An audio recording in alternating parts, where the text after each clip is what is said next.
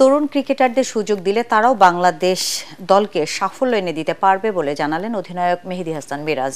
শ্রীলঙ্কা বিপক্ষে তৃতীয় ওয়ানডে হারের পর ম্যাচ পরবর্তী সংবাদ সম্মেলনে এমনটাই বলেন তিনি।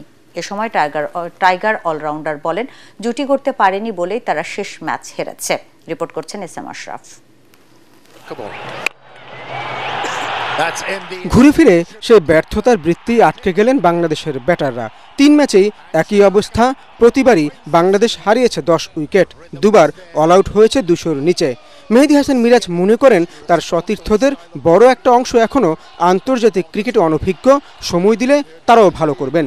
সো মিডল ওভারের এবং পার্টনারশিপটা খুবই ইম্পর্টেন্ট, যেটা আমরা লাস্ট বিগত 3টা ম্যাচে যেটা করতে পারিনি।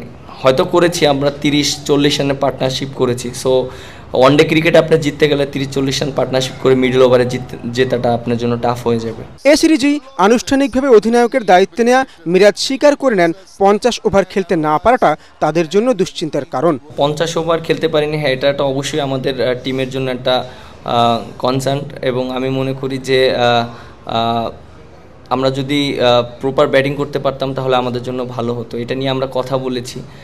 যেহেতু আমাদের মিডল যে ব্যাটসম্যানগুলো আছে তাদের রেসপন্সিবিলিটি অনেক বেশি, তারা এই জিনিসগুলো খেলতে পারেনি। আমি নিজেও অনেক বল খেলতে পারিনি, তাহলে আরও জিনিসটা বেটার হতো।